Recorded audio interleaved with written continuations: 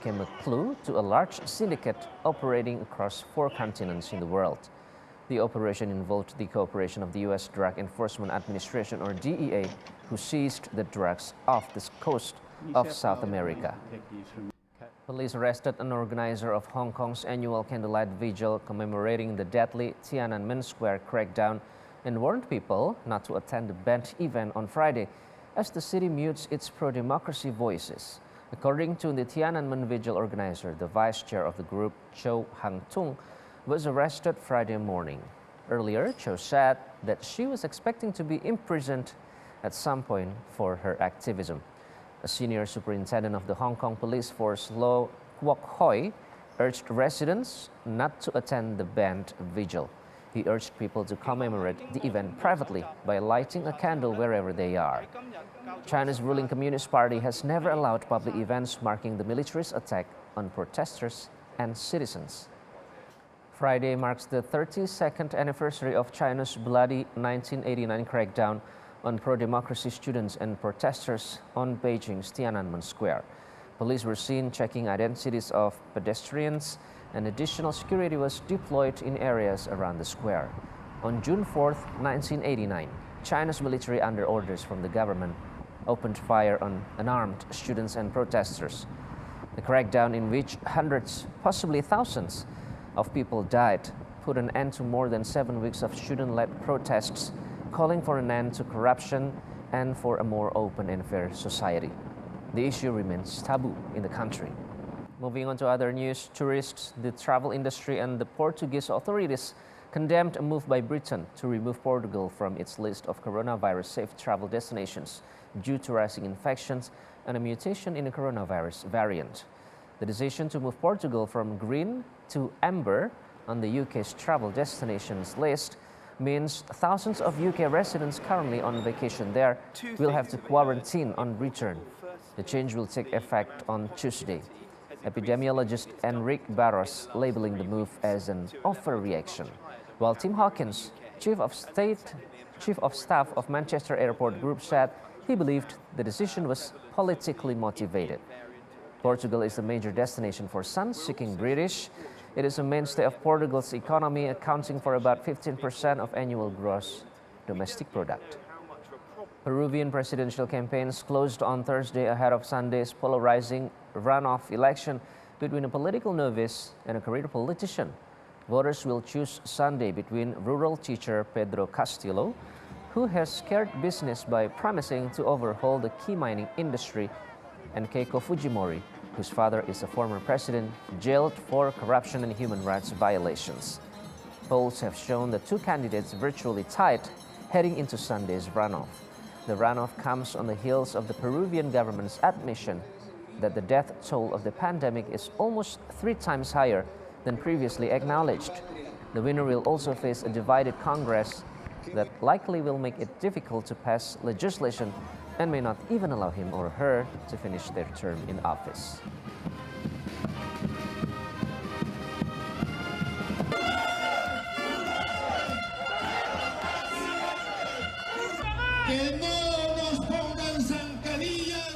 Stay with us because more top stories are coming up next.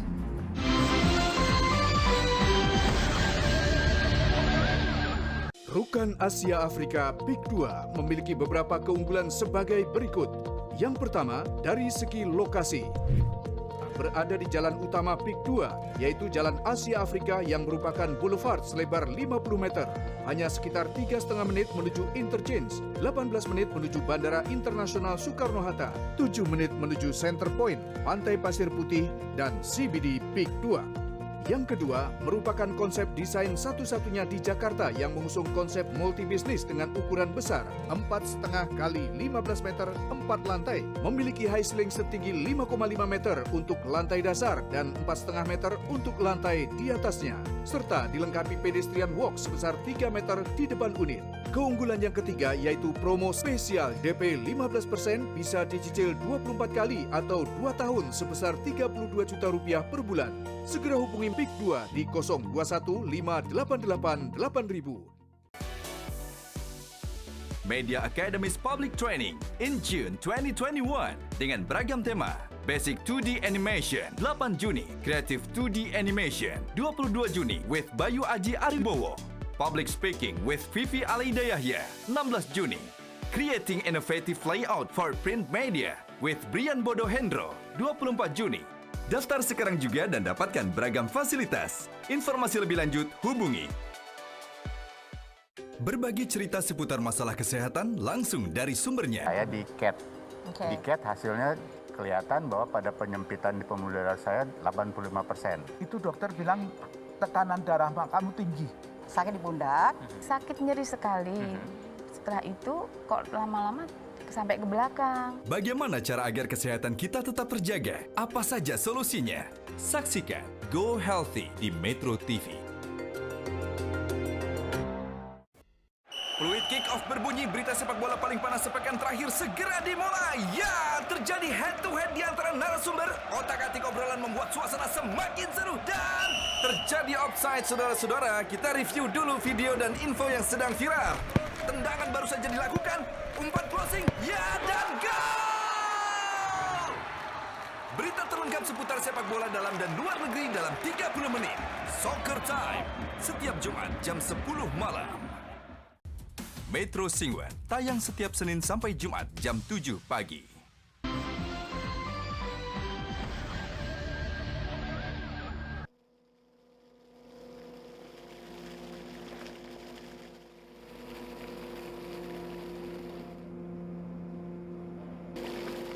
It's becoming a familiar sight as Earth temperature rises, the Arctic sea ice is thinning.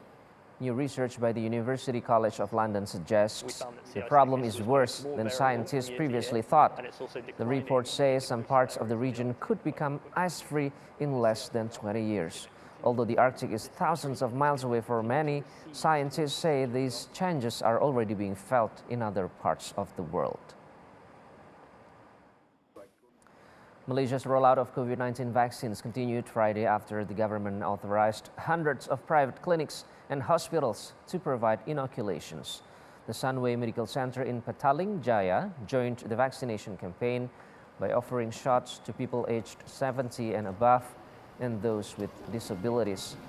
Malaysia has seen an uptick in confirmed COVID-19 cases this past week, forcing the government of Prime Minister Muhyiddin Yassin to implement a 2-week lockdown beginning June 1st.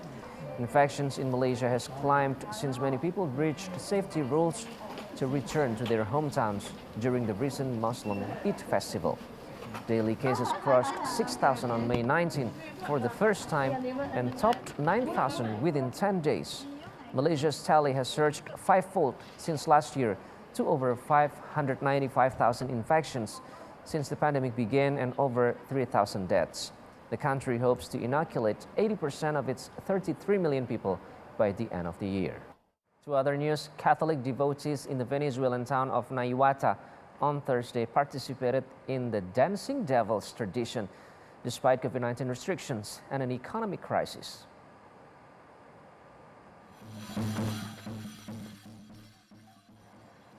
Hundreds dressed up as devils danced energetically around the town's church to represent good prevailing over evil as they marked the feast of Corpus Christi. Many coastal towns in the Guayera region, north of capital Caracas, also took part in the ancient tradition that UNESCO has deemed an intangible cultural heritage in 2012. The festival is considered to have been originated by Catholic priests to attract indigenous people and those of African descent who were reluctant to forego their ancestral rites. Those celebrating in Nayuata on Thursday, unwilling to suspend a 300-year-old tradition, adapted it by leading a procession through the town while trying to maintain social distancing.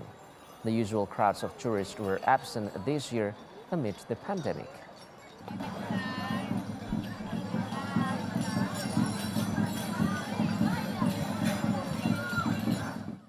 As the world continues its fight against the coronavirus pandemic, a cutting-edge delivery company is flying drones to the remotest corners of Ghana in West Africa to deliver thousands of COVID-19 vaccines.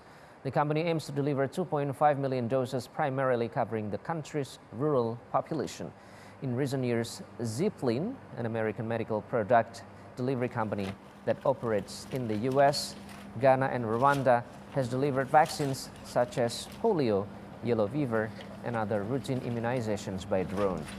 Beginning its operations there in April 2019, Zipline has since distributed almost 500,000 medical commodities in Ghana alone. With the outbreak of COVID-19 and the race to get healthcare workers and the elderly vaccinated as quickly as possible, the Ghanaian Ministry of Health partnered with logistics giant UPS and Zipline to get vaccines delivered to rural areas that are difficult and costly to reach by road. Delivery by drone is fast and comparatively simple. The maximum distance one of Zipline's drone can travel is a total round trip of 160 kilometers, 80 each way, with each leg taking a maximum of 55 minutes. The average trip from distribution center to local health facility takes 30 to 40 minutes. The company currently provides between 750 and 800 remote health facilities with COVID-19 vaccines in Ghana. So far, they have delivered over 24,000 doses.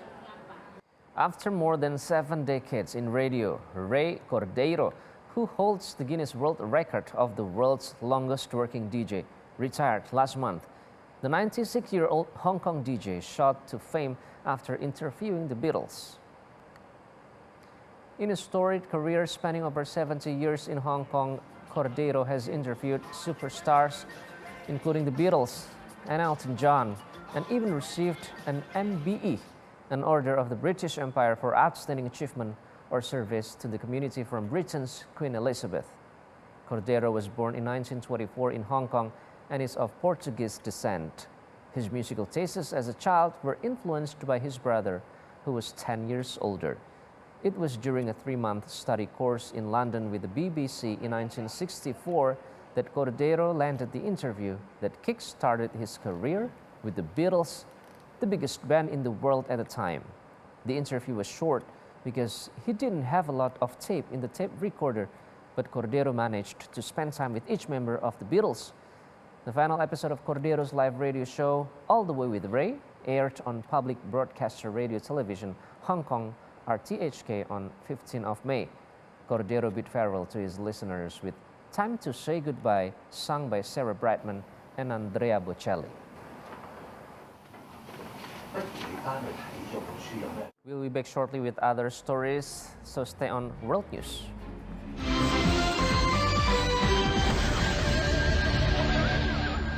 Miliki gudang multiguna at Peak 2 Bispark. Hadir dengan layout yang fungsional. Bisa difungsikan sebagai gudang, kantor, dan rumah sekaligus. Hanya 3,5 menit menuju interchange. Hanya 18 menit menuju Bandara Internasional Soekarno-Hatta. Miliki gudang multiguna ukuran 6x20 meter dengan harga spesial 2,5 miliar rupiah. Kunjungi show unit kami. Hubungi 021 588 8000. Kedelai hitam spesial, kecap sedap. Kental and so caramelized. Looks good, tastes good. Post, eat, repeat. Kedelai hitam spesial, kecap sedap. Beli kemasan pouch, gratis piring keramik dari Wings Food. Banyak orang belum memeriksakan kondisi kesehatannya secara rutin. Juga banyak orang yang kemudian mengkhawatirkan masalah biaya sehingga medical check-up pun urung dilakukan. Dr. Laser bekerja sama dengan Rumah Sakit Mitra Keluarga memberikan layanan medical check-up kepada Anda, pemirsa Metro TV. Manfaatkan kesempatan medical check-up screening jantung dan juga screening stroke diskon hingga 50%. Dan pengumuman kode voucher diskon medical check-up akan ada di akhir acara. Go healthy, cara tepat, hidup sehat.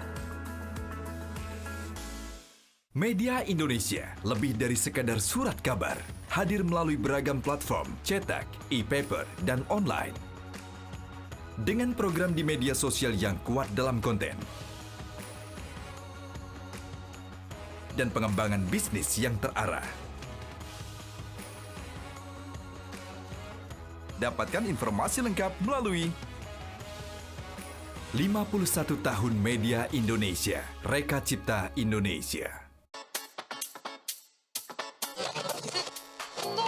Oh ya, buat kalian yang udah di mobil mau berangkat, jangan lupa safety belt-nya dipakai ya. Terus, cek juga ban, rem, dan pastinya harus selalu jaga jarak aman sama mobil lain.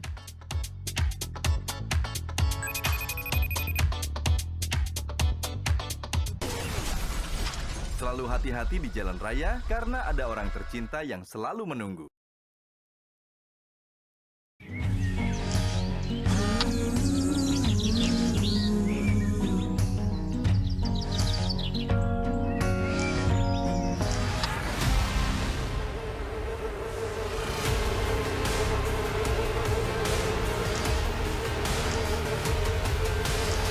Selama tidak menjaga lingkungan, jangan mimpi lihat yang indah.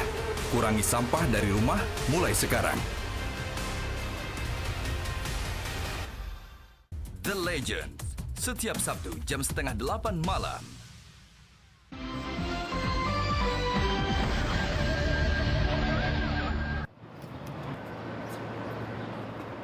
Metropolitan Transportation's computer system has been hacked. Senator Chuck Schumer from New York blamed China, Russia, and Iran have allowed these private hackers to do it. MTA officials say the FBI warned that 3 of its 18 computer systems were at risk, adding hackers have wormed their way into the system. Officials scrambling to stave off a full-fledged attack against North America's largest transit system. Russia, China, Iran allow these private hackers to roam free at will, and there may be, we don't know, but there may even be government connections one way or another to some of them, particularly in Russia. So we got. And to wrap up our show tonight, we present you with our top entertainment news tonight. And I'm Iqbal Himawan. Thank you for watching. We are hoping you have a nice weekend. Always watch World News from Metro Globe Networks.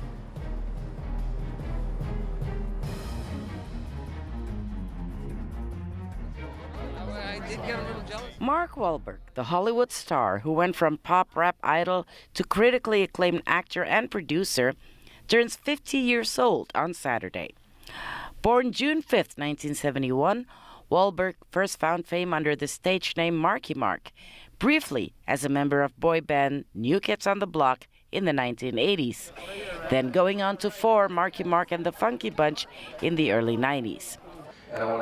His acting career took off with a breakout performance as Dirk Diggler in 1997's Boogie Nights, which follows Diggler through the porn industry in the 1970s and 80s. Big-budget movies The Perfect Storm and remakes Planet of the Apes and The Italian Job followed in the early 2000s before Wahlberg was nominated for a Best Supporting Actor Oscar for 2006 Martin Scorsese drama The Departed. Wahlberg shifted gear to big-screen comedy in 2010 with Adam McKay's The Other Guys. Wahlberg joined the Transformers franchise with 2014 sequel Transformers Age of Extinction.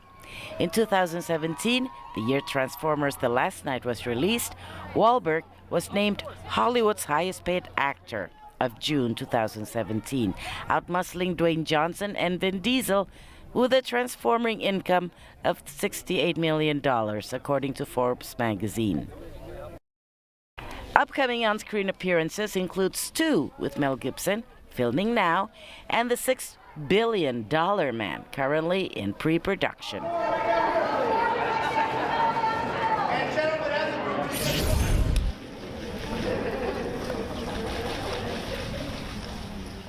Thierry Vermeaux announced the 24-film lineup for the 74th Cannes Film Festival on Thursday, June 3rd, at a press conference in Paris. The festival director explained additional changes to the event that will take place in July this year instead of its May slot due to the coronavirus pandemic, after being cancelled in 2020. Some filmmakers like Wes Anderson and Paul Verhoeven, who were supposed to attend in 2020, chose to postpone releasing their film and bring it to this year's festival. That ought to be good. The festival said there will be socially distanced screenings with hygiene measures in place, which means there will be no hugging and cheek kissing on the red carpet. A COVID rapid testing site will operate within the festival perimeter, where festival goers will be taking non-invasive tests every 48 hours. The organizers said they still can't guarantee people from overseas will be able to attend, as the French government's decisions do limit certain countries from sending representatives. The Cannes Film Festival will take place this year between 6th and 17th of July. I met and totally fell in love with Ken Wilber. I always used to call it love at first touch. Stuart Townsend and Mina Suvari filmed their new drama, Grace and Grit, around the same time as devastating wildfires ravaged parts of Los Angeles and Ventura counties, destroying nearly 97,000 acres of land. Couple that with a very short shooting window of 3 weeks, Townsend looks back at the time as, quote, so intense. Intellect isn't going to save the day now, Ken. Grace and Grit is inspired by the true love story of American philosopher Ken Wilber and his wife Treya. The two met, fell in love, got married, and 10 days after their wedding, Treya was diagnosed with stage 4 breast cancer. She died in 1989. In 1991, Wilber published Grace and Grit, a love story about their time together, using both Treya's detailed journals and his recollection. Grace and Grit releases digitally and to limited theaters on Friday, June 4.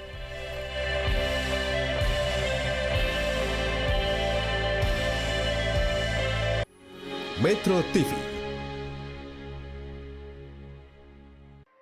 Tak sedikit masyarakat yang menjadi korban terjerumus investasi ilegal. Udah 2 bulan kayak begini berkelana, udah berapa kali ke rumah dia nih, udah cair-cair. Niat hati meraup untung besar, puluhan ribu orang justru tertipu praktek investasi bodong. Edisi cash bukan dia punya, ada perusahaan yang punya edisi cash itu. Jumlah koin yang ditambang di anggota itu semakin lama semakin besar, tetapi tidak ada pembelinya. Realitas, pesona investasi ilegal. Senin 7 Juni jam 8 malam. Tiny home building is a big business. The architecture is modern and the landscape is very minimalist. So, you think you're an amazing cook. My dream is to become a professional chef. Mau tahu resep rahasia keluarga selebriti? Ada rasa wanginya juga. Mau jadi koki andalan di rumah? When I was about 20 years old, I spent several months traveling through India. We naturally would be eating Indian food. Cooking is just not a vocation, it's a calling. Mau cari inspirasi interior? 1, 2, 3. And if you want to live tiny, Less house, more fun. This is so fun. It's so cute. It's so amazing. Oh, that's so cool. Atau ada niatan renovasi rumah? We'd all love to create our dream home. The dream becomes reality. Wow. Dapetin semua inspirasinya di Mola Hour. Senin sampai Jumat, mulai jam 4 hingga jam 6 sore. Hanya di Magna Channel. Informasi yang cepat dan akurat kini berada di tangan Anda. Dengan tampilan dan fitur terbaru, aplikasi metrotvnews.com memberikan Anda pengalaman baru mengikuti setiap informasi. Lebih update, lebih banyak video, live TV, dan tayangan program-program Metro TV bisa Anda tonton secara lengkap. Nikmati mudahnya menonton berita dalam gawai Anda. Download sekarang. Assalamualaikum. Waalaikumsalam, Bu. Lagi apa? Ibu habis dari pasar, Nak. Bu, aku mau minta maaf nih. Lebaran ini aku nggak pulang lagi ya. Padahal aku kangen banget. Aku kangen opor ayam buatan Ibu. Kangen pergi ke alun-alun. Sabar. Ini kan untuk kebaikan kita. Bumi Papua. Bumi Papua yang memberikan energi kepada saudara-saudaranya dari seluruh persada lain. Saya katakan ini karena inilah merupakan suatu kenyataan yang sesungguhnya. Matahari terbit dari ufuk, dan timur itu adalah tiada artinya semuanya tanpa Papua. Khasanah Islam, setiap minggu jam 2 siang.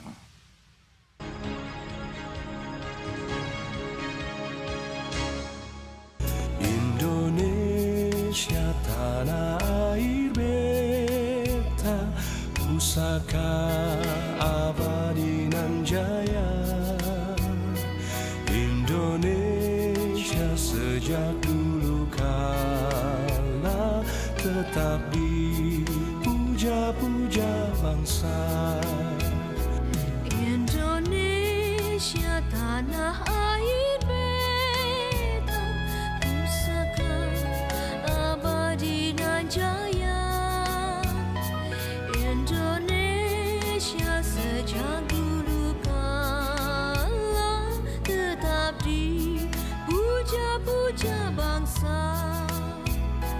Di sana tempat lahir beta, dibuai dibesarkan bunda, tempat berlindung di hari tua sampai akhir menutup mata, tempat berlindung di hari tua sampai akhir menutup mata.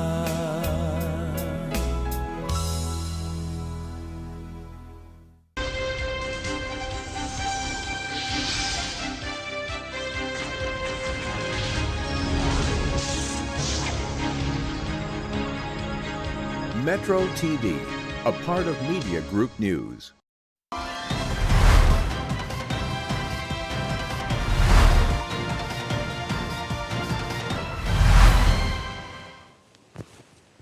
Inilah headline news pukul 00 waktu Indonesia Barat. Pesawat yang membawa 1,24 juta dosis vaksin AstraZeneca yang diterbangkan dari Jepang telah sampai di Bandara Internasional Taoyuan, Taiwan pada hari Jumat.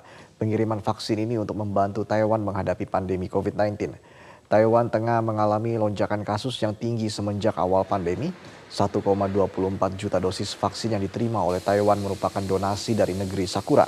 Namun donasi tersebut menekankan bagaimana geopolitik telah berdampak pada peluncuran vaksinasi secara global di saat sejumlah negara tengah berjuang untuk mengamankan ketersediaan vaksin bagi warganya. Presiden Taiwan dan Tsai Ing-wen sangat berterima kasih kepada Jepang atas donasi vaksin untuk Taiwan. Sebelumnya Taiwan telah berjuang untuk mendatangkan vaksin sendiri, namun pemerintah Taiwan menyalahkan Tiongkok karena telah ikut campur dalam kesepakatan. Kini, Taiwan telah menggandakan pasokan vaksinnya setelah mendapatkan donasi dari Jepang.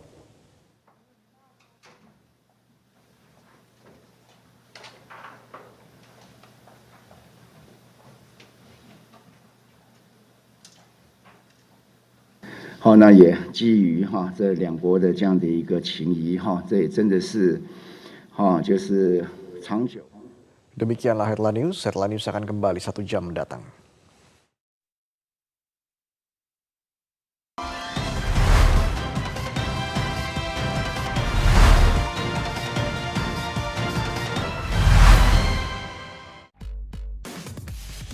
Warnai hari-hari Anda dengan nuansa tayangan kami yang inspiratif, there is something beautiful in difference. Atraktif, Orders ready. Penuh ide-ide kreatif. Oh, that's so cool. Dan yang bakal bikin suasana makin rileks. Semuanya bisa dinikmati di Magna Channel melalui TV digital Anda. Pancasila adalah sebagai dasar negara Indonesia. Kita bersyukur dengan kehadiran Pancasila merupakan inspirasi yang mungkin ini divine knowledge ya. Tanpa Pancasila kita nggak tahu nasibnya Indonesia kayak apa. Tidak ada sebuah kesuksesan yang diraih dalam negara kecuali tetap melestarikan semangat menjalin persatuan. Khasanah Islam Persatuan Indonesia, Minggu 6 Juni jam 2 siang.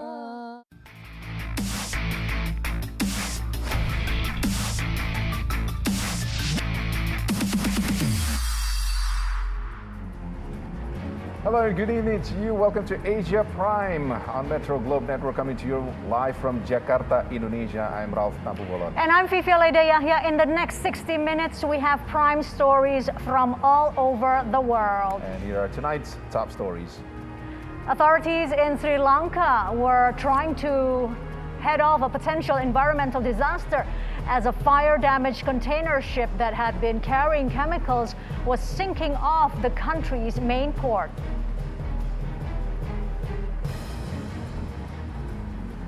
Cinemas in Indonesia begin to reopen slowly, one by one, resume business and release the latest movies. The question, what about the moviegoers? The dress Princess Diana wore at her 1981 wedding to Prince Charles went on a public display Thursday on the 3rd of June 2021 at the late Prince's former home in London.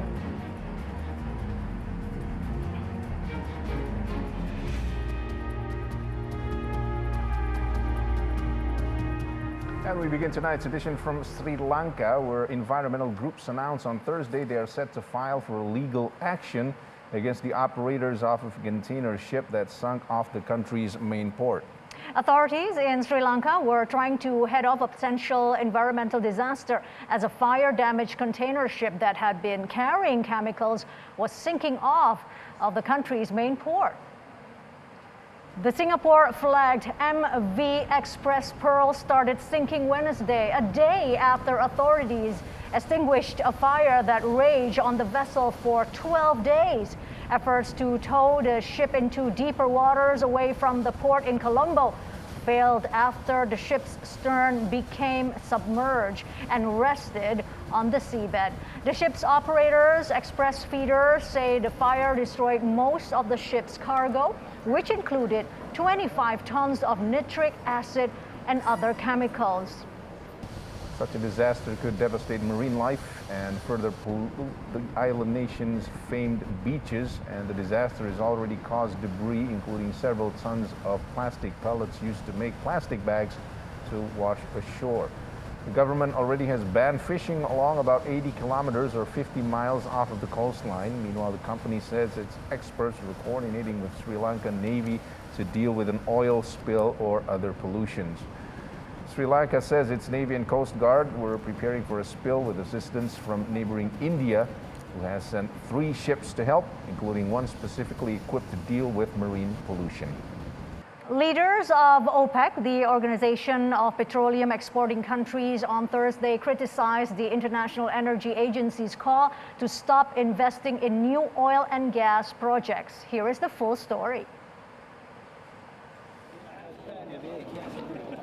Speaking at the panel meeting at St. Petersburg International Economic Forum, Saudi Energy Minister Prince Abdulaziz bin Salman said the initiative was not realistic and that his country plans to increase the oil productions in the future. Abdulaziz said Saudi Arabia will produce around 9.4 million barrels of oil per day in July. Well, I've been asked this question just fresh yesterday. And my reply was that we are increasing our production capacity. Certainly, we are very confident that not only we already decided to do so, but I still repeat that you may expect some more of that to happen. Qatar's energy minister was also skeptical about the divergence of investment from oil and gas industry, saying it could hurt more than 1 billion people that actually don't have electricity today. We need to be careful that we deprive investments from oil and gas sector that's going to really harm humanity and the more than 1 billion people that actually don't have electricity today. Russia's Deputy Minister Alexander Novak said the halt of investment will bring the oil prices up to $200 per barrel and will increase the volatility. Но я себе не представляю, вот, допустим, что с завтрашнего дня прекращаются инвестиции в новые проекты. Ну и что будет? Цены, наверное, будут на нефть, я не знаю, $200, да? Если завтра мы прекратим инвестировать в новые проекты. Или цены на газ там взлетят, наверное, как-то. Волатильность повысится. The statements by the OPEC members come after the International Energy Agency said in May immediate action is needed to reshape the world's energy sectors in order to meet ambitious climate goals by 2050, including ending investments in new coal mines, oil and gas wells. The Paris-based agency, long considered close to the fossil fuel industry, said in a report released on Tuesday that it has determined there is a narrow but viable pathway for building a global energy sector with net zero greenhouse gas emissions by 2050. India's government on Thursday said it is negotiating and making arrangements to import U.S.-manufactured COVID-19 vaccines from manufacturers Pfizer, Moderna, and Johnson & Johnson. Foreign Minister Arindam Bagchi says the country is also engaged with the United States to ensure supply chains of raw materials for vaccine production in India remain open. India is recovering from a devastating second wave of COVID-19 infections that propelled the total infections to more than 28.4 million and over 300,000 deaths. As one of the few vaccine-producing nations in the world, India has also come under fire for disrupting the supply of vaccines to vulnerable countries by prioritizing domestic vaccination programs after the second wave. Bagchi defended India's move, citing a need for expanding availability of vaccinations for India's vast population of 1.3 billion. Been at the forefront of extending a hand of assistance, be it in vaccine or other things, to other countries.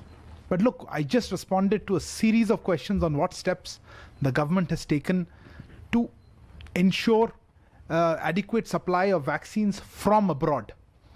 I think you'd appreciate that against this background, it would not be right to talk about supply of vaccines abroad just now. As we have repeatedly conveyed, we are currently purposing domestic vaccine production for our own vaccination program.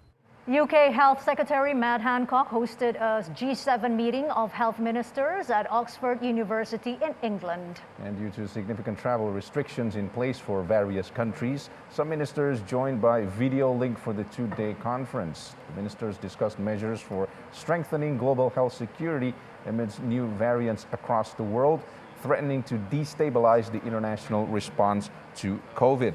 Oxford University had a not-for-profit partnership with AstraZeneca in developing one of the first COVID-19 vaccines. More than 700 million vaccine doses have been administered globally.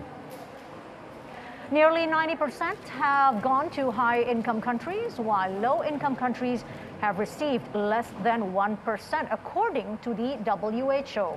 A critical moment for us all, and we're here in Oxford, which has played a vital role in the global response to the pandemic. Not just the Oxford vaccine, but also Oxford was the leading place in the recovery trial, which led to the discovery that dexamethasone saves. Israel sought a reaffirmation of U.S. security commitments to Israel as the country weathers its greatest domestic political upheaval in years and the aftermath of last month's war with Hamas militants in Gaza.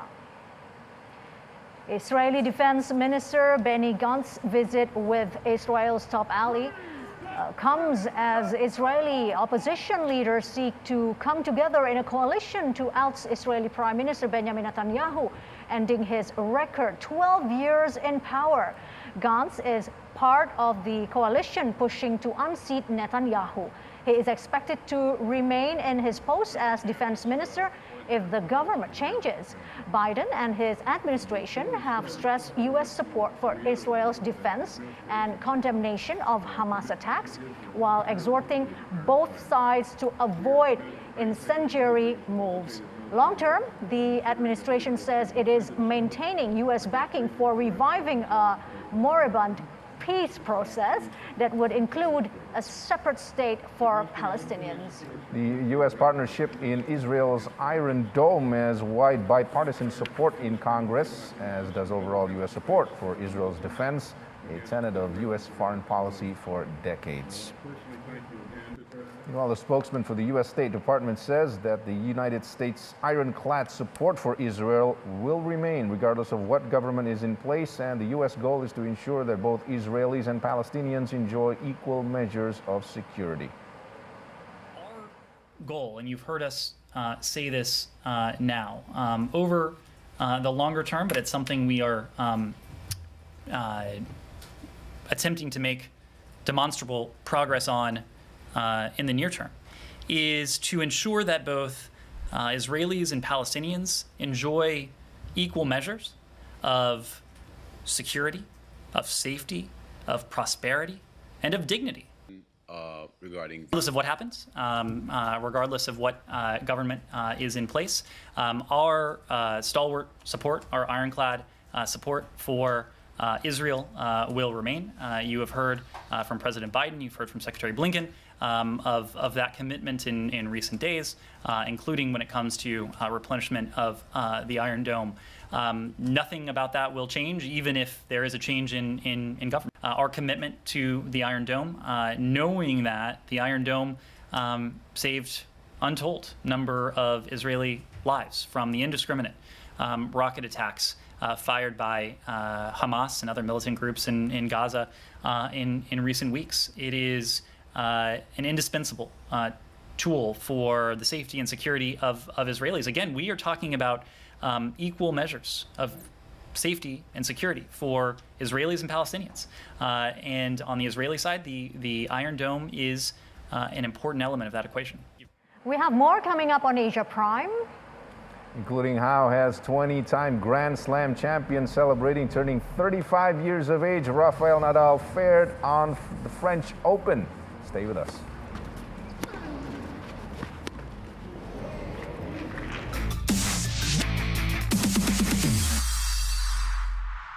Kenapa sih kita harus berinvestasi di PIK 2? Ada 3 alasan utama. Yang pertama, lokasi PIK 2. Alasan kedua, setiap orang yang membeli PIK 2 dianggap sebagai pemegang saham. Membeli produk PIK 2 memang selalu untung karena harga perdana PIK 2 50% di bawah harga market. Alasan yang ketiga, fasilitas. Di mana fasilitas yang tersedia di PIK 2 jauh lebih banyak dari real estate manapun juga.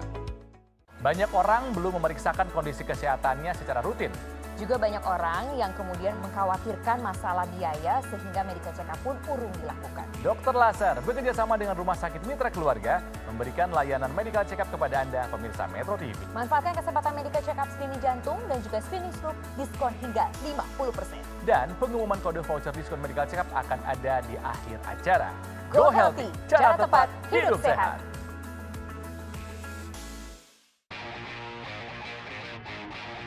Bincang-bincang seputar dunia kreatif, ide, dan inspirasi pekerja kreatif, baik dari Indonesia maupun Amerika. Kami suguhkan spesial untuk Anda. Ketemu lagi dengan saya Naratama di sini. Program ini kita akan mengupas berbagai macam cerita di balik layar. Creative Talk, setiap hari Senin dan Selasa, mulai 15 Februari, jam 6:30 malam. Hanya di Magna Channel. Tiny home building is a big business. The architecture is modern and the landscape is very minimalist. So, you think you're an amazing cook. My dream is to become a professional chef. Mau tahu resep rahasia keluarga selebriti? Ada rasa wanginya juga. Mau jadi koki andalan di rumah? When I was about 20 years old, I spent several months traveling through India, and we naturally would be eating Indian food. Cooking is just not a vocation, it's a calling. Mau cari inspirasi interior? 1, 2, 3. And if you want to live tiny, Less house, more fun. This is so fun. It's so cute. It's so amazing. Oh, that's so cool. Atau ada niatan renovasi rumah? We all love to create our dream home. The dream becomes reality. Wow. Dapetin semua inspirasinya di Mola Hour. Senin sampai Jumat, mulai jam 4 hingga jam 6 sore. Hanya di Magna Channel. Bumi Papua yang memberikan energi kepada saudara-saudaranya dari seluruh persada lain. Saya katakan ini karena inilah merupakan suatu kenyataan yang sesungguhnya. Matahari terbit dari ufuk, dan timur itu adalah tiada artinya semuanya tanpa Papua. Metro TV hadir di mana peristiwa terjadi. Bekerja dengan identitas yang jelas. Dan mampu beradaptasi dengan teknologi terbaru. Agar Anda bisa mendapatkan informasi dengan segera. Jurnalis Metro TV berintegritas dan tidak menerima imbalan dalam bentuk apapun. Metro TV, knowledge to elevate.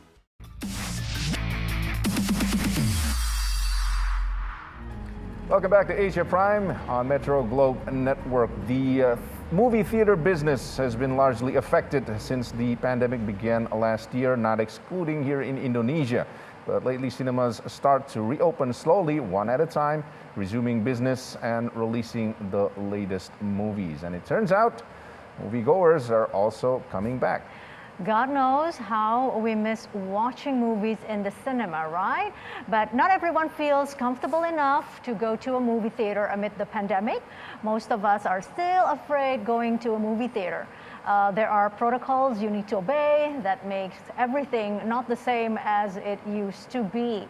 So what about you, Ralph? Still have not gone, but I can't wait until I will go. I think I'm going to go in the very near future. I'm just checking out the latest releases. 3 months from now? Is that a near future for you? No, a lot sooner than that. All right. But we have to check, though. We have to check what's going on over there. Who do we have? Well, we have the public relations manager of one of the cinema chains, leading cinema chains in Jakarta, CGV. Hello, Marsha Guzman. Nice to have you in Asia Prime. Hi, Mbak Vivi, Mas Ralph. Nice to meet you too. So, Marsha, how are you? We are well. Well, I'm well. How about you, Ralph? I am well, although can't wait to go back to the theaters. That's why we're going to ask some questions now. Well, Marsha, so what has been the response so far from the moviegoers? What are you picking up? Yeah, so with the ease of restrictions, moviegoers start to confidently back to cinemas since there's a lot of good movies these days, especially throughout Ramadan holiday a month ago. And this is proven by the increase of our sales and ticket admissions for above 200% in the first quarter this year, which is so much better compared to last year since our first reopening in 2020, October. Like blockbusters movies such as Cruella, Godzilla vs. Kong, Mortal Kombat are indeed add so much to our ticket admission. But interestingly, local movies contributed so much, especially in areas where there's a lot of local movie enthusiasts. For example, like Asi and Tarian Lengger Maut, which added huge percentage to our admission. Well, hopefully in second quarter, there's a significant growth because a lot of box office movies are released, like Quiet Place 2 and Conjuring. And of course, with this, we're really committed to always ensure the apply of safety protocols are applied in each of our sites because we want to make sure that visitors and our staffs feel safe. We also did some vaccination as well in some of our sites to make sure that everyone feels safe.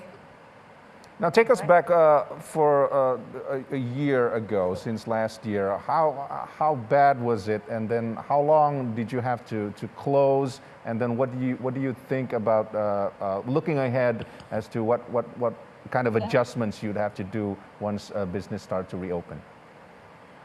Yeah, so we started to close in the early 2020.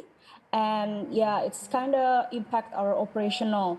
But currently we are opening 56 sites from our 67 sites. So which is a lot of our cinemas need to be reopened again.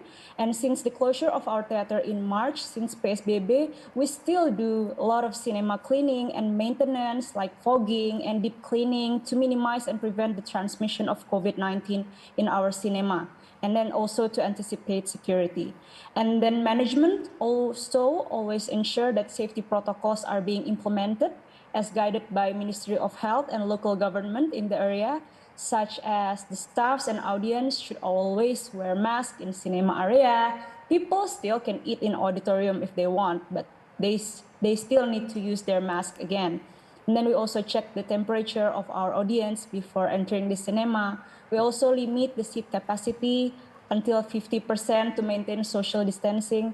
And we consistently cleaning our auditorium before and after the movie. And we also add cashless transaction to our web application and machines. And we always clean any areas that always touched by our customers, like ticket machine, toilet, and counters and everything. But Marsha, I would like to move to a business perspective. With the developments that you said is positive, 200% increase for income. What do you see in the long run? Is it going to be profitable enough to be able to survive? Yeah, well, we as a company are very optimistic because there's vaccine, or people already did vaccination these days, so which I think it's a good good news for tourism industry and for everyone. And once the vaccination is already done, we hope people become more confident to go to cinema again and other tourism places, and the economy become great again. So we're very optimistic about that. And through that, we also did a lot of marketing. We still communicate with our audience through our social media. And then we also did a lot of digital activations just to create engagement with our movie lovers, so that when everything is all right, they can come back again to cinema and feel safe when they come to CGV again. Now, Marcia, over the past year, moviegoers have turned to this thing called streaming. Now, how can you ensure them that it's nice to change the habit back again and watch everything back on the big screen? Yeah, it's actually nice to have streaming and everything. Like CGV, why we're very confident as a cinema as well, even though there's a lot of other applications that provide movie materials and everything, and which is kind of same. But CGV is very focused on cultureplex. What is cultureplex? So we're not just only providing movies or entertainment, but entertainment as a whole. So not these days, we have a movie called, it's not a movie, but it's actually a musical theatrical called Midnight Sun, where people can see musical movie in live streaming through our screen, and it's live. So we also provide experience, not just, people go to cinema and then see movies, not just that. And then we also provide our studios and theater for people to hold events, seminars, or talk shows, or even competition as well. So in the future, we hope CGV is not known as only cinema, but is entertainment area. And that's why we go with the concept of cultureplex. Marcia Guzman, thank you so much for sharing the wonderful news. We hope you have a good evening and hope to see you soon at one of the chains. All right, and also good luck for CGV reopening again. Well, I can't wait to go, even though streaming has occupied over the past year, but nothing can replace the communal aspect of being in an auditorium, in a movie theater, be it like 20, 30 people. Yes. Now with reduced to 50% occupancy. Different experience, of course, Exactly. more dramatic. Laughing together, being scared together, nothing can replace together that. as long as you put your mask on, Ralph. Okay, then I'd like to move on to our news. Staghorn fern, known in Latin as Platycerium, which locals in Indonesia calls anggrek tanduk rusa, is found in a wild forest in Kalimantan. An exotic plant indeed. In its wild habitat, staghorn fern can only be attached to balarangan trees, while in urban areas, the plant's function changes to an ornamental plant to decorate homes. Now, this plant is unique as its leaves look like a stag's horns. It doesn't need specific treatment or daily watering, which makes it popular as an ornamental plant. The plant is now becoming a new commodity traded by locals at quite a competitive price. Every day, a staghorn fern seeker like Nasrin, a local resident in central Kalimantan, goes to the nearby forest using a makeshift raft to find staghorn ferns. By selling staghorn fern plants, Nasir and other seekers can support their families, especially during the pandemic. From plants to sewing skills to pass time, a female correctional prison guard in Semarang, Central Java, has developed a new strategy for female prisoners there by giving them special sewing skills so they can later use it after they've finished their jail time. This is one of daily activities for female prisoners who are living in a correctional facility in Semarang, Indonesia, Central Java. And new skills is taught to all inmates so they can use it as a new way to earn some money when they get back to the society after completing their jail term. Handicraft making is a lesson for today, which is teaching a new skill of sewing a prayer mattress. 10 people are in advanced level where they can sell their products since the production is getting higher in terms of quality and quantity. Each prisoner is able to produce 5 pieces of prayer mattress a day. From one mattress, they can receive 15,000 rupiah or about $1. during grand Muslim festivals such as Idul Fitri always become a peak selling season. Memberikan kegiatan kepada anak-anak ini salah satunya adalah menjahit beberapa sajadah, terus kemudian ada juga mukena yang kita buat untuk kegiatan Ramadan ini, kemudian dari hasilnya kita bagi untuk premi dan PNBP. According to Stephanie, one of the inmates, the biggest challenge is how to make those details of the craft work. Every design has its own unique details. Besides praying matrices, they can now produce painting mukenas, women head and body covers used by Indonesian Muslim women when performing prayers. For painting mukenas, they have received special orders from local Quran reciting groups for PA. Their design and details accuracy made their products popular, in which more customers would come every day. Well, everybody deserves a second chance, right? Andrea Prianto for Metro Globe Network.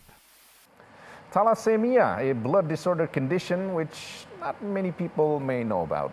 Commemorating World Thalassemia Day, a hospital in Batang Regency in Central Java presented superhero figures to attract people's awareness about thalassemia patients. The inherited blood disorder is still underestimated by many.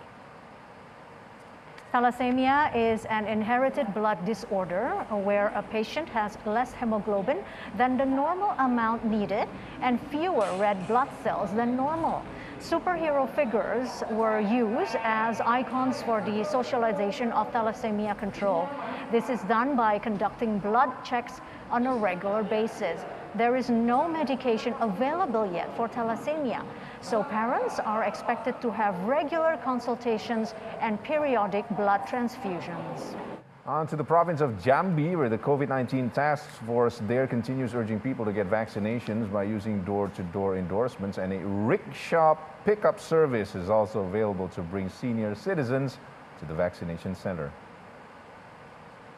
Senior citizens were picked up from their homes to the nearest vaccination centers to get vaccine jabs in Jambi. Local COVID-19 task force officials educate all villagers on the importance of preventing the coronavirus spread by having a vaccine shot. It is becoming a daily routine for local police officers who join the local task force to inform people to not believe hoaxes and fake news about the vaccination process. In a single day, they can bring 50 elderlies back and forth for vaccination. The Indonesian government created local-scale task forces in order to boost the vaccination process in this country of more than 270 million people. All right, then, and let's take a look for economy report from Mercy Wijaya. And also followed with more stories coming right up here on Asia Prime. Jakarta Stock Exchange Composite Index traded lower on Friday due to profit-taking actions by domestic investors in banking and telecommunication stocks. But foreign investors keep coming to the market. From the last 30 days, net foreign buy was recorded at 5.4 trillion rupiah. Meanwhile, stocks in Asia Pacific were mixed as investors look ahead to the Reserve Bank of India's interest rate decision. India is experiencing a renewed surge in infections along with Malaysia, Japan, Nepal, and Taiwan that have reported record increases in daily COVID-19 cases. Many Asian countries had problems securing vaccines, and an initial success at containing the virus caused a lack of urgency among people to get inoculated. These concerns about the patchy rollout of COVID-19 vaccinations tempered optimism of a recovering economy. From the United States, investors today are waiting for non-farm payroll and unemployment rate data that will be released tonight. From Jakarta, I'm Mercy Wijaya reporting for Metro TV.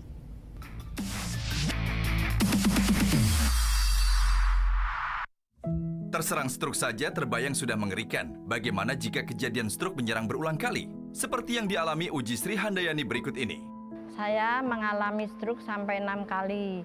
Setiap serangan tersebut lebih buruk dari sebelumnya. Dokter menjelaskan, salah satu penyebabnya adalah tekanan darah saya yang tidak stabil. Saksikan Go Healthy, tensi tak terkendali, stroke terulang kembali. Sabtu, 5 Juni, jam 6:30 pagi. Lifestyle, fashion, kuliner, traveling, arsitektur, segala ide kreatif serta hal-hal menarik dari berbagai daerah di Eropa kami hadirkan di ruang keluarga Anda.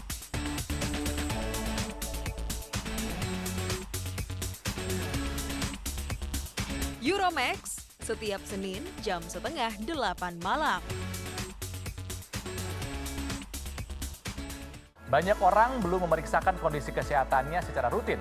Juga banyak orang yang kemudian mengkhawatirkan masalah biaya sehingga medical check-up pun urung dilakukan. Dr. Laser bekerja sama dengan Rumah Sakit Mitra Keluarga memberikan layanan medical check-up kepada Anda, pemirsa Metro TV. Manfaatkan kesempatan medical check-up screening jantung dan juga screening stroke, diskon hingga 50%. Dan pengumuman kode voucher diskon medical check-up akan ada di akhir acara.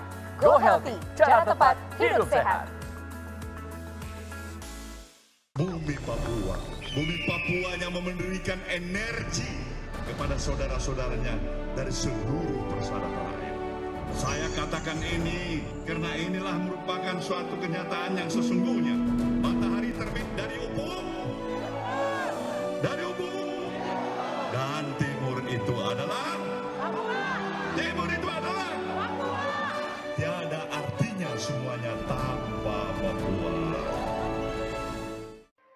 Tak sedikit masyarakat yang menjadi korban terjerumus investasi ilegal. Udah 2 bulan kayak begini berkelana, udah beberapa kali ke rumah dia nih, udah cair-cair.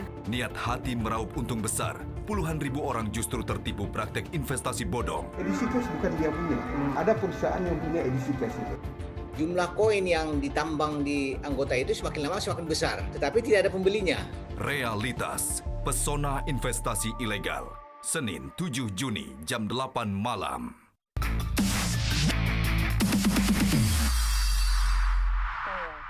3, 2, 1, 0.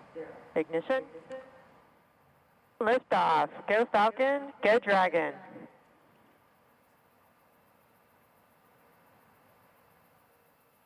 Vehicle is pitching downrange. SpaceX has launched its 22nd commercial resupply mission to the ISS International Space Station Thursday. NASA, in cooperation with SpaceX, announced that the mission will deliver more than 7,300 pounds of research, crew, supplies, and hardware. SpaceX's rocket is expected to reach the ISS on Saturday. It is estimated spending 2 days of voyage after launching from its base in Cape Canaveral, Florida. A portable ultrasound device and a new way to provide feedback to astronauts during robotic operations are amongst the science initiatives to join the orbiting laboratory. The Brazilian Olympic Committee revealed the kit that Team Brazil will be using at Tokyo Olympic Games. The date was chosen to celebrate the mark of 50 days for the scheduled opening ceremony. The Brazilian Olympic Committee has announced that the first Brazilian athletes who will take part in the Olympic Games Tokyo 2020 started being vaccinated against COVID-19 in May at the Army Physical Training Center in Urca in the southern zone of Rio de Janeiro. It will allow for the immunization of around 1,800 people who will travel to Japan, including athletes and other accredited personnel. The Team Brazil vaccination is part of the federal government's national immunization plan, which guarantees more than 7,000 extra doses of vaccine to the Brazilian population, immunizing 3,400 people. While in Tokyo, Games organizers unveiled the podiums, costumes, and music that will be used during the medal ceremonies. Support for the Olympics continues to lag in Japan with 50 to 80%, depending how the question is phrased, saying the games should not open on July 23rd.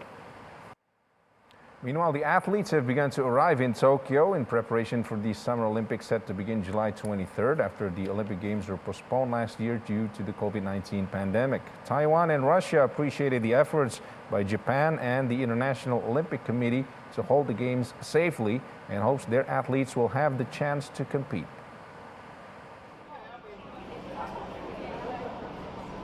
Taiwan's Foreign Minister Joseph Wu said its athletes are looking forward to competing at Tokyo Olympics if it's still taking place. Speaking at an event hosted by the Foreign Correspondents Club of Japan, Wu said Taiwan appreciated the effort by Japan and International Olympic Committee to hold the games safely and hopes that Taiwanese athletes will have the chance to compete. Tokyo reached the Olympic 50 days to go with the capital still under a COVID-19 state of emergency and a national vaccination effort that is slowly getting up to speed. Competing under its international designation of Chinese Taipei, Taiwan won 1 gold and 2 bronze medals at the 2016 Rio Olympics. The Japanese government and the International Olympic Committee have been working very hard in making sure that the Olympics can take place in Tokyo. And that kind of spirit is highly appreciated. And we are also staying in very close touch with the Japanese government and also with the International Olympic Committee. And Taiwan's athletes have been practicing and their opportunity is to win gold medals in the Olympics. And therefore, Taiwanese government will continue to stay in touch with the Japanese government and also the International Olympic Committee to make sure that if it's still taking place, our athletes will also have an opportunity to participate in the games. Meanwhile, Russian sport minister says Russian teams will be preparing for the Olympics in the Far East to recreate the conditions of games this summer. Speaking at the International Economic Forum, Matt said training centers will operate under strict rules in order to avoid contamination. Мы понимаем, что все будут, не только наши спортсмены, абсолютно все будут спортсмены всех сборных команд находиться в таких уникальных, скажем так, условиях.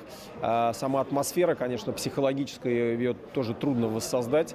Вот эта изоляция, отсутствие поддержки зрителей.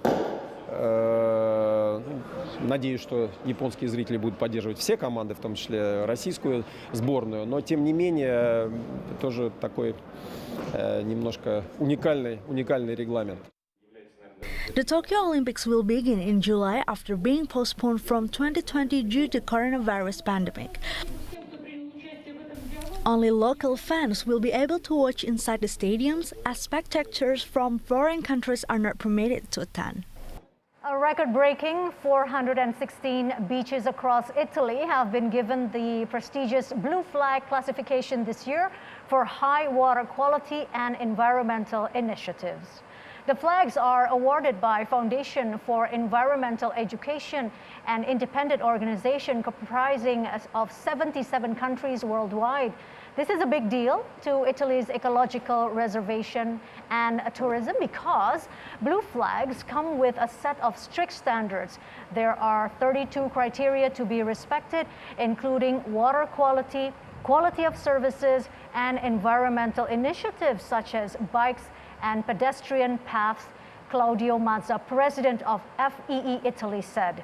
The region of Liguria claimed top spot with 32 beaches, followed by Campania with 19 and Tuscany and Puglia with 17, while Abruzzo recorded 3 new entries to have 13 blue flags.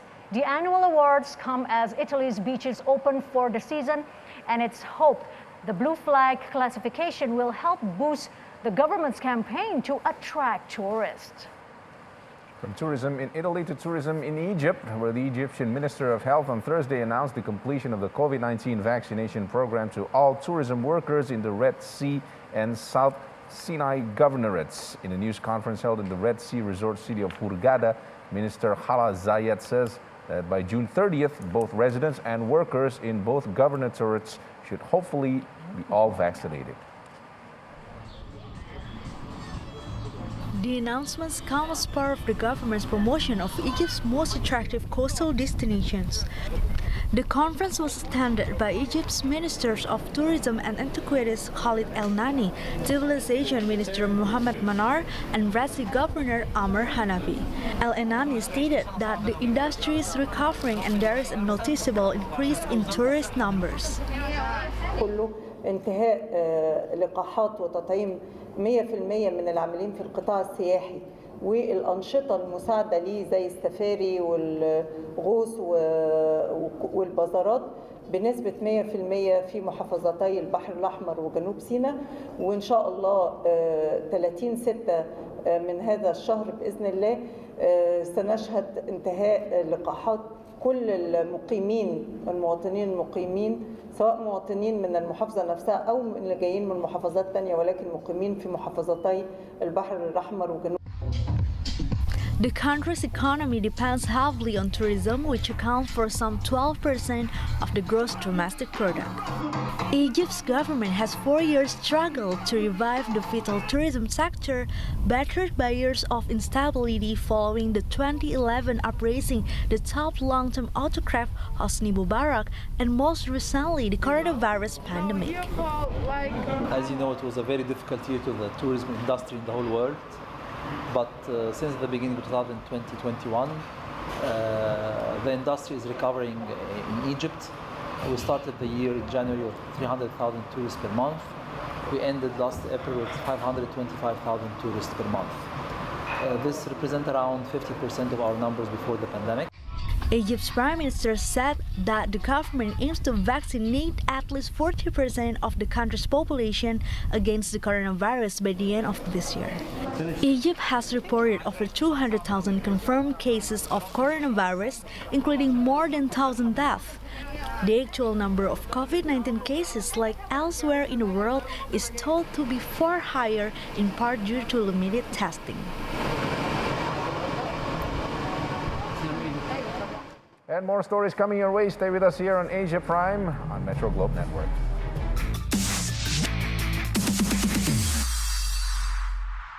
Kenapa sih kita harus berinvestasi di PIK 2? Ada 3 alasan utama. Yang pertama, lokasi PIK 2. Alasan kedua, setiap orang yang membeli PIK 2 dianggap sebagai pemegang saham. Membeli produk PIK 2 memang selalu untung karena harga perdana PIK 2 50% di bawah harga market. Alasan yang ketiga, fasilitas. Di mana fasilitas yang tersedia di PIK 2 jauh lebih banyak dari real estate manapun juga.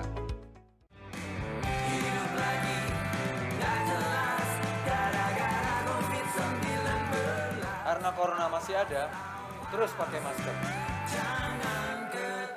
Jangan lupa cuci tangan pakai sabun.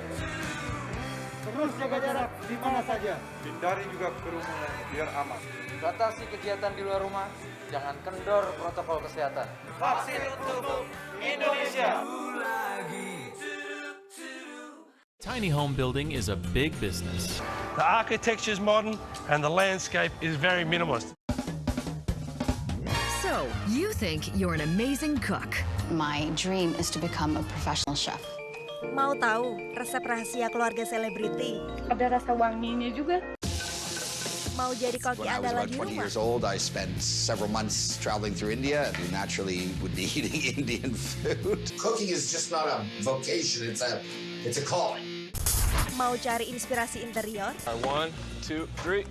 And if you want to live tiny, less house, more fun. This is so fun. It's so cute. It's so amazing. Oh, that's so cool. Atau ada niatan renovasi rumah? All love to create our dream home. The dream becomes reality. Wow. Dapetin semua inspirasinya di Mola Hour.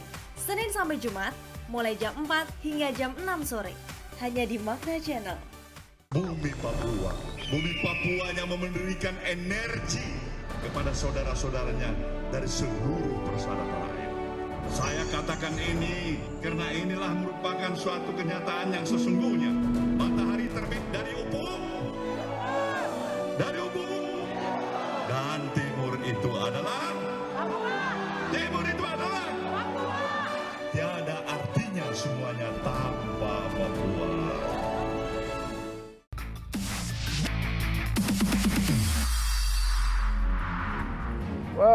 earlier we brought you the story of SpaceX launching into outer space, but now, Baby Shark. Baby Shark it is. Shares of a South Korean company surge after Elon Musk retweeted the viral Baby Shark video. Musk sent the share of Samsung Publishing surging by nearly 10% at one point during regular trading hours on Wednesday in South Korea. Musk tweeted the video in response to a Twitter thread about viral memes with the caption, "Baby Shark crushes all, more views than humans." The Tesla boss has over 56 million followers on Twitter. Meanwhile, Samsung Publishing owns the producer of Baby Shark.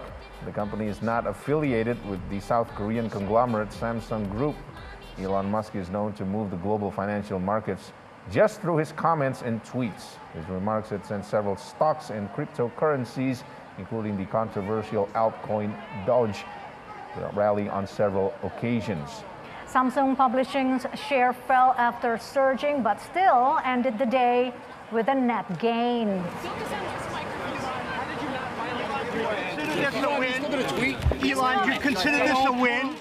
Thalia invites you to an intense party with Desamorphosis, an album in which she opens the doors to her heart, then takes you to the dance floor.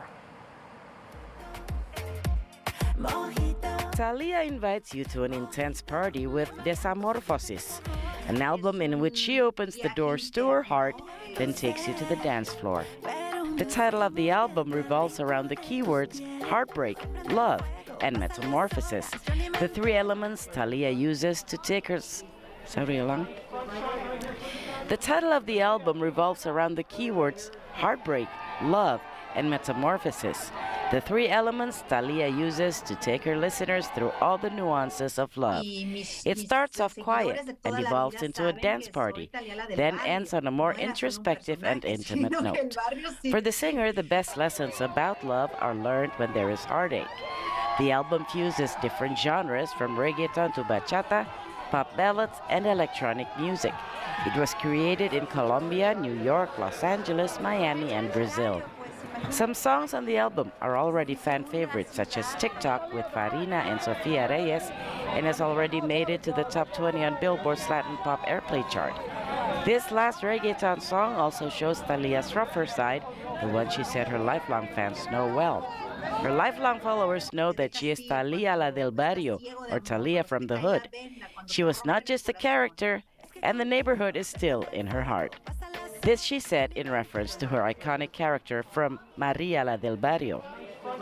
Thalia says that in her career there has always been a duality between the good girl and the sexy woman, or between the romantic girl and the aggressive woman. From the beginning, Thalia has done her best to stay creative. As she turns 50 this August, she wants to keep the momentum going. The ageless beauty said she takes good care of herself daily. Wow, Thalia, nice dress. Well, but this dress is more iconic. The dress Princess Diana wore at her 1981 wedding to Prince Charles went on public display Thursday, 3rd June 2021 at the late Prince's former home in London. The dress Princess Diana wore at her 1981 wedding to Prince Charles went on public display Thursday, 3rd June 2021 at the late princess's former home in London. The taffeta ruffled white dress, designed by David and Elizabeth Emanuel, with its 25-foot or 8-meter sequin-encrusted train, helped seal the fairy tale image of the wedding of Lady Diana Spencer and the heir to the British throne. Reality soon intruded. The couple separated in 1992 and divorced in 1996, with both acknowledging extramarital affairs. Diana died in a car crash in Paris in 1997 at the age of 36. Her sons, Prince William and Prince Harry, have loaned their mother's wedding dress for the exhibition Royal Style in the Making. The exhibit also features sketches, photographs, and gowns designed for 3 generations of royal women, including Princess Margaret and the Queen Mother. It runs until January 2nd, 2022. The late Lady Diana looked Absolutely stunning in that dress, iconic, very historical, Ralph. Very beautiful indeed. Stay with us on Asia Prime. More stories coming your way. You're watching Metro Globe Network.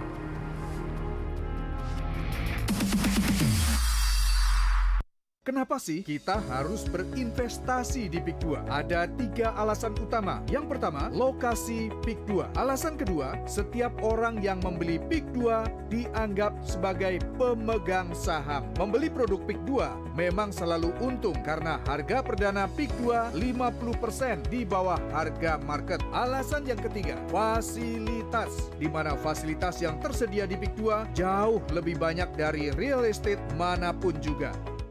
Tiny home building is a big business. The architecture is modern and the landscape is very minimalist. So, you think you're an amazing cook. My dream is to become a professional chef. Mau tahu resep rahasia keluarga selebriti? Ada rasa wanginya juga. Mau jadi koki When I was andalan about di 20 rumah? years old, I spent several months traveling through India. We naturally would be eating Indian food. Cooking is just not a vocation, it's a calling. Mau cari inspirasi interior? 1, 2, 3. And if you want to live tiny, Less house.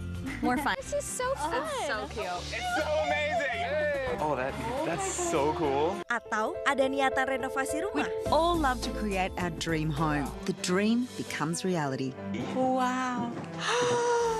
Dapetin semua inspirasinya di Mola Hour. Senin sampai Jumat, mulai jam 4 hingga jam 6 sore. Hanya di Makna Channel.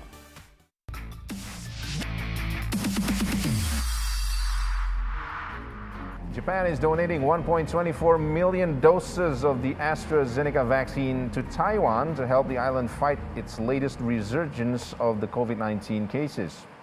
Despite its own painfully slow vaccine rollouts, Japan tries to play a greater role in global vaccination distribution.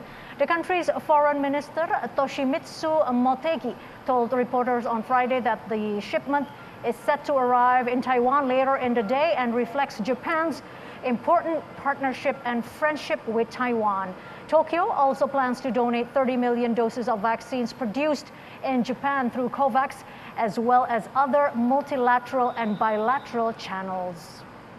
And we'll close tonight's edition with an American sport that is rebounding slowly back from COVID-19, which is baseball. San Diego Padres superstar shortstop Fernando Tatis Jr. showed off his athleticism after scoring a fearless run against the New York Mets. The moment came at the bottom of the 5th inning when Mets ace Tajuan Walker threw a wild pitch at Padres Kim Ha-seong.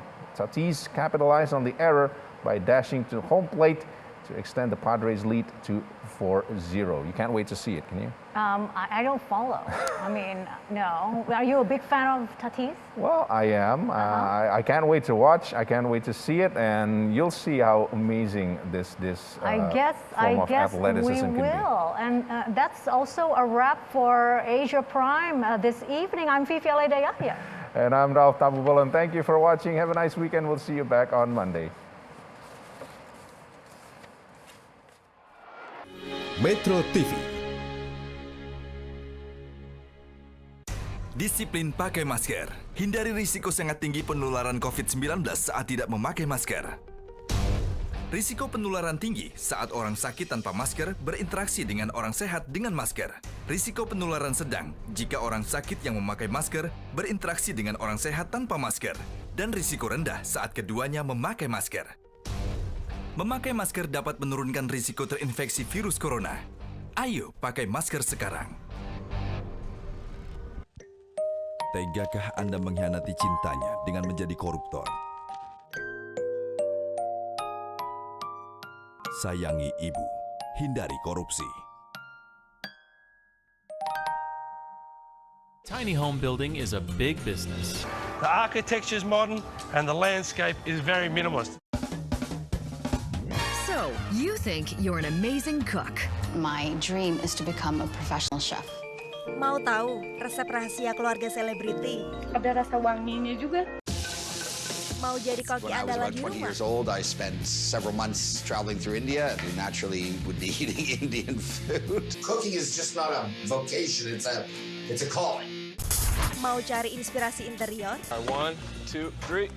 And if you want to live tiny, Less house, more fun. This is so fun. It's so cute. It's so amazing! Oh, that's so cool. Atau ada niatan renovasi rumah? All love to create our dream home. The dream becomes reality. Wow. Dapetin semua inspirasinya di Mola Awan. Senin sampai Jumat, mulai jam 4 hingga jam 6 sore. Hanya di Makna Channel.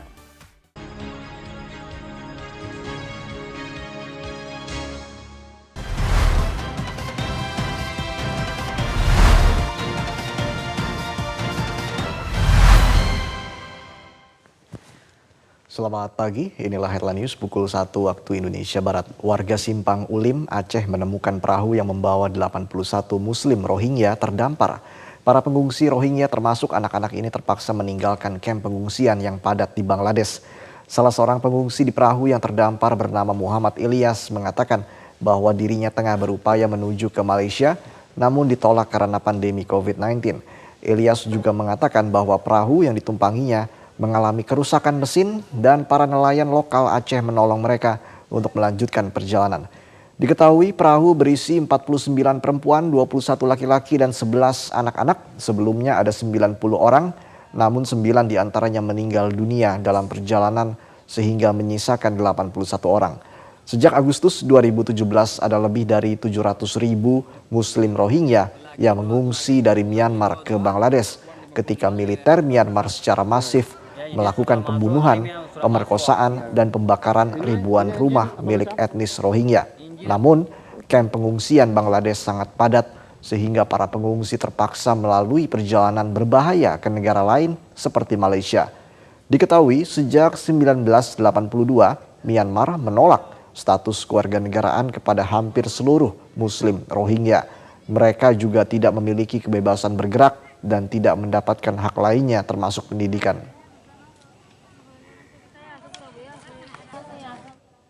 Sebuah sidang independen digelar di London untuk menginvestigasi bukti-bukti kejahatan kemanusiaan Tiongkok terhadap etnis Uighur termasuk genosida. Pengadilan dibuka selama 4 hari mulai Jumat waktu setempat.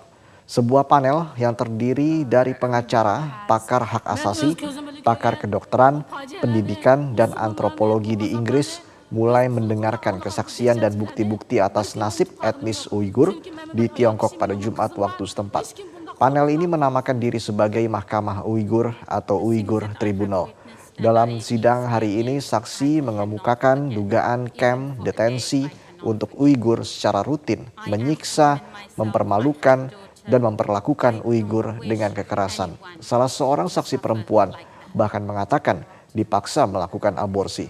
Pengadilan yang tidak di-backing oleh pemerintah Inggris ini diketuai oleh pengacara hak asasi manusia Geoffrey Nice yang sebelumnya memimpin tuntutan terhadap mantan Presiden Serbia Slobodan Milosevic. Sementara itu, karena Mahkamah Uighur ini tidak terkait dengan pemerintahan manapun, diharapkan proses mengemukakan bukti-bukti kejahatan terhadap Uighur bisa mendorong aksi internasional untuk melawan dugaan pelanggaran Tiongkok terhadap Uighur yang mayoritas merupakan Muslim. Demikianlah headline news. Headline news akan kembali 1 jam mendatang.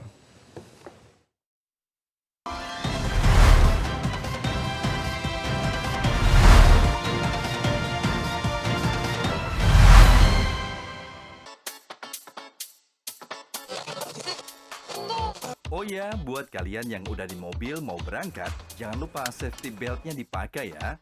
Terus, cek juga ban, rem, dan pastinya harus selalu jaga jarak aman sama mobil lain.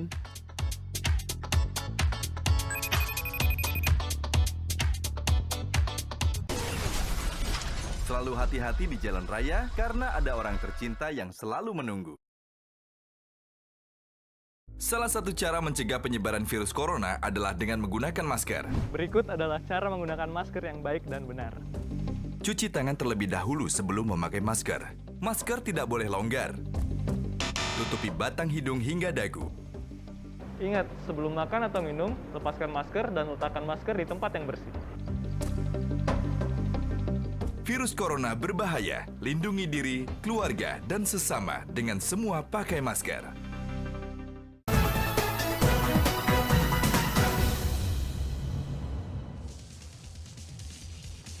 Halo, selamat malam pemirsa. Anda kembali menyaksikan Prime Talk Tajam Mendalam bersama saya Zilvia Iskandar. Puluhan tahun berlalu masih saja kasus bantuan likuiditas Bank Indonesia atau BLBI yang merugikan negara hingga lebih dari 110 triliun rupiah belum tuntas. Presiden Jokowi akhirnya membentuk Satgas BLBI dengan misi memburu uang negara dan mengembalikannya ke kas negara. Para obligor dan debitur pun diminta kooperatif jika tidak ingin kasus perdata ini berbelok ke ranah pidana. Mampukah Satgas BLBI menuntaskan tugas berat memburu ratusan triliun uang negara yang telah hilang selama 20 tahun lebih? Inilah Prime Talk selengkapnya. Pemerintah secara resmi telah membentuk Satuan Tugas Penanganan Hak Tagih Negara atas dana bantuan likuiditas Bank Indonesia BLBI sebagai tindak lanjut dari keputusan Presiden nomor 6 tahun 2021 tentang Satgas Penanganan Hak Tagih Negara dana BLBI.